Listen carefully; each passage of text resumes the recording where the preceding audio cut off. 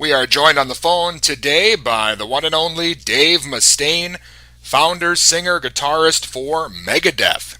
His new book, Rust in Peace, the inside story of the Megadeth masterpiece, is out now. Dave, how's it going today? Morning, Dustin. It's an honor to be speaking with you. Thank you so much for joining me. Oh, you're welcome, Tal. How are you? I'm good. I wanted to ask you, first of all, how you're doing health-wise. Is everything good on your end? Yeah, I'm a little tired, but I think that comes with the territory. When we started this record, I was sick and I didn't know it, but I've been going through a lot of stuff. And then during the course of the record, we did a brief tour where I went out and did the Jimi Hendrix Experience, and that's when we found out I had cancer. And I did my treatment, beat it, got it behind me. There were a couple other places that they found the cancer, and they cut it out, and so I'm fine right now. I'm back to training and back to playing, and we've got I think probably one of the most ferocious records we've done since Rust in Peace, because David Ellison, he's a pretty good barometer of things, and when he did his bass parts, he goes, "Man, my arm's killing me. I can't believe this." That is excellent. Well, I want to ask you about the new music, but first, the new book here, Rust in Peace, the inside story of the Megadeth masterpiece. Can you tell the listeners a bit about the new book? Sure. First off, let me back up just a little bit for your loyal listeners there.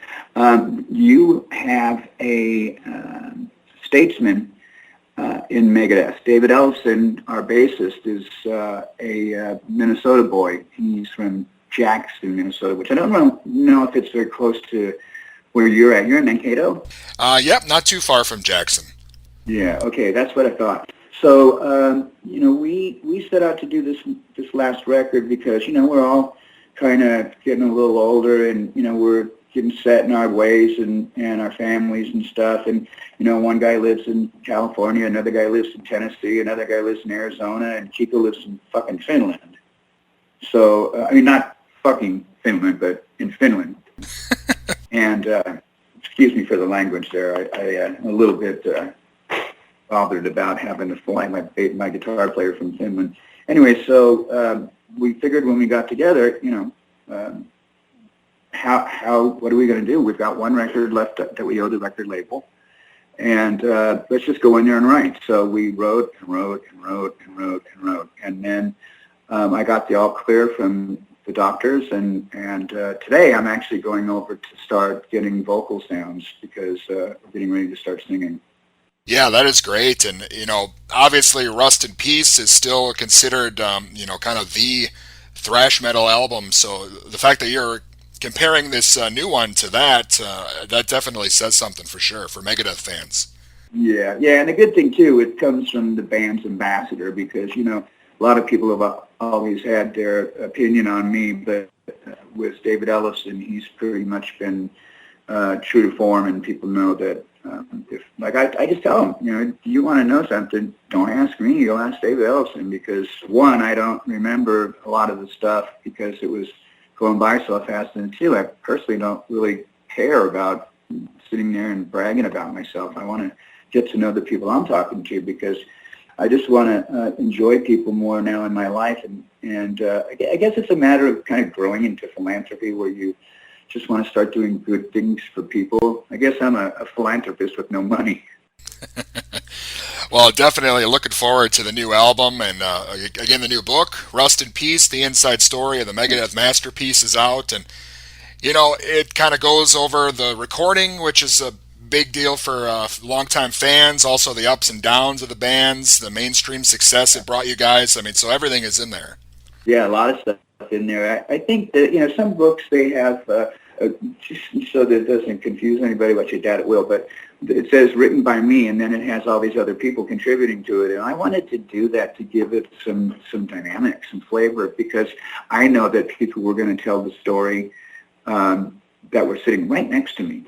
And it's just like, the Gospels where they say there's 4 different people watching something happen, or, a bunch of people watching a car crash or something.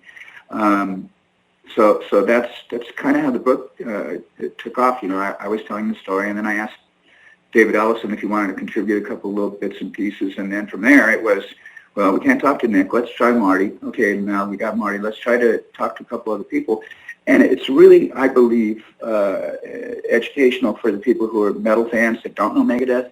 It's super educational for the fans that are Megadeth fans that want to know this stuff. Well, when you were in the studio, did you guys have any idea the impact or the influence that this album was going to have on music? No, we did not. We did not. I did not. I mean, they may have, because if you think about it, at the time, Marty was brand new, and he was. He says in the book that he was getting ready to go audition for Madonna, and he chose us instead. So I guess I should be flattered. Isn't that weird? I think by stroke of luck, Marty Friedman could have been playing with Madonna. Well, Dave, of course, the new album is on the way, hopefully soon. The book is out. Hopefully you guys will be back on the road here. I know you kind of had some issues, and now everything's shut down, but maybe next year sometime? Yeah, we're actually not worried about this, all that stuff right now. We're concentrating on making the record. We're concentrating on staying in touch with the fans the same way we normally would, over the telephone and the internet and stuff like that, and just kind of keeping them abreast of what's going on in my world. Because even if there was no COVID, with my illness that I just got over, that kind of took us out of the race for a little bit, but we're ready right now. And the good thing about this book, it shows, how we were living then. And I got to tell you, I know there's going to be a lot of people that are going to scratch their head and say, how did this dude live through this? And the answer is I didn't. I died in 1992 from all of the bad behavior. And that's when I started to put the brakes on. And things are much different now. We're all living really happy. We play better. I mean, don't get me wrong. I have a beer company and I have a wine company, so I'll taste that stuff, but I don't drink anymore because of the disease I had. But you got to sip it in order to taste it. So many little sips.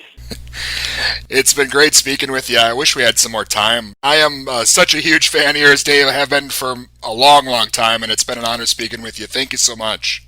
Oh, you're welcome. Hey, when we get up there to Minnesota again, please come say hello. We'll have a cup of coffee or a beer and a cup of coffee, and we'll talk about it more.